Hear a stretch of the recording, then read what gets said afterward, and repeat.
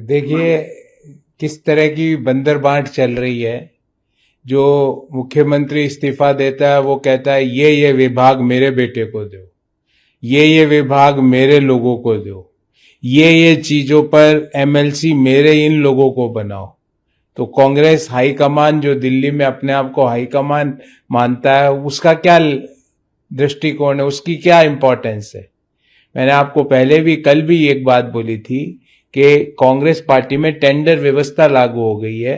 H1 bidder को मुख्यमंत्री की कुर्सी दे दी जाती है। तो सिद्धारमैया जी H1 को मैच नहीं कर पाए तो उन्हें इस्तीफा देना पड़ा, पर वो इस्तीफा देते देते भी और कर्नाटक के लोगों के विकास के लिए कुछ नहीं मांग रहे। कर्नाटक के लोगों को किस तरह और ताकत दी जाए, कर्नाटक को किस तरह जो सिलिकॉन वैली का खिताब था उसको और सुदृढ़ किया जाए, इसके बारे में कुछ नहीं मांग रहे। वो कह रहे मेरे बेटे को सेट करो। यही परिवारवाद और वंशवाद की राजनीति है, और इस राजनीति की जेनेसिस, इस राजनीति की जननी कांग्रेस पार्टी है। देश के अन्य राज्यों से ये राजनीतिक मॉडल रिजेक्ट हो चुका है। जिस तरह यूपी, बिहार, बंगाल, आसाम से कांग्रेस चुनाव दर चुनाव साफ हो गई, अब आने वाले चुनावों में कर्नाटक से भी कांग्रेस साफ हो जाएगी। तो सर, केरल को लेकर प्रश्न है। पिनराई विजयन ने एक बार फिर से वंदे मातरम की पंक्तियों को लेकर कुछ बातें कही। अब वंदे मातरम से अगर किसी को कष्ट हो रहा है तो मुझे लगता है कि उसको अपने आप से पूछना चाहिए कि क्या वो भारत का नागरिक है कि नहीं। हमारे राष्ट्रगीत पे खड़े होने पे किसी को कष्ट हो रहा है तो मुझे लगता है कि वो अंतरात्मा से भारतीय नहीं है, उसके मन में देश के प्रति प्रेम, निष्ठा नहीं है। किसी व्यक्ति को वंदे मातरम में राजनीति दिखती है तो अपना चेहरे पे पानी की छपके मारे और सोचे कि क्या ये भारतीय नहीं होने का सबूत है।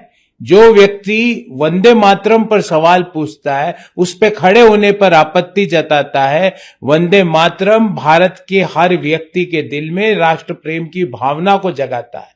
वंदे मातरम हर 140 करोड़ देशवासियों के दिल में देश के प्रति सर्वस्व समर्पण करने की भावना को जागृत करता है। उसमें अगर किसी व्यक्ति को कोई समस्या है तो मुझे लगता है उस व्यक्ति को अपने आप से आईने के सामने खड़े होकर पिनराई विजयन साहब को पूछना चाहिए कि क्या वो भारतीय है, क्या उनके प्रति देश, उनके मन में देश के प्रति प्रेम है, क्या उनके प्रति भारत माता के प्रति श्रद्धा है। इन सवालों का जवाब उन्हें स्वयं को पूछना चाहिए।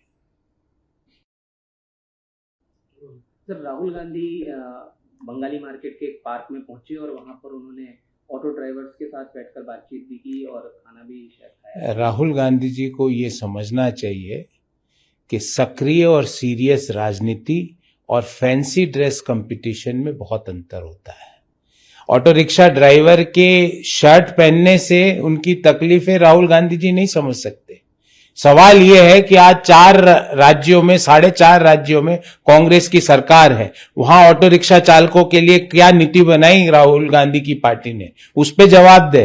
ये फैंसी ड्रेस का जमाना लद गया, ये जो दिखावे की राजनीति थी इसका जमाना लद गया।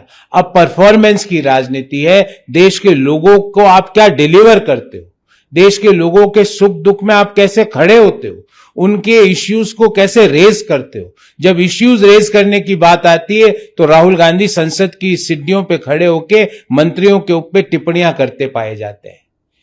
जब इश्यूज रेज करने की बात होती है तो जब संसद चल रही होती है, राहुल गांधी सुदूर इलाकों में, विदेशी इलाकों में छुट्टी मनाते हुए नजर आते हैं। राहुल गांधी जी, सक्रिय और सीरियस राजनीति और फैंसी ड्रेस कंपटीशन में बहुत अंतर होता है।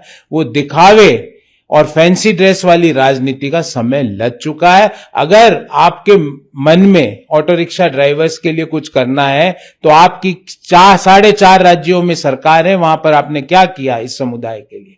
हाँ, हम गर्व से कहते हैं हमने बॉटम ऑफ पिरामिड के लिए काम किया, हमने 28 करोड़ लोगों को गरीबी से बाहर निकालने का काम किया, हमने 57 करोड़ नए बैंक खाते खुलवाने का काम किया जिसमें 3 लाख करोड़ रुपए का डिपॉजिट है, हमने 52 करोड़ मुद्रा लोन के विड्रॉल डिसबर्समेंट किया जिसमें 30 लाख करोड़ का डिसबर्समेंट हुआ, उसमें से लाखों ऑटो रिक्शा ड्राइवर भी है।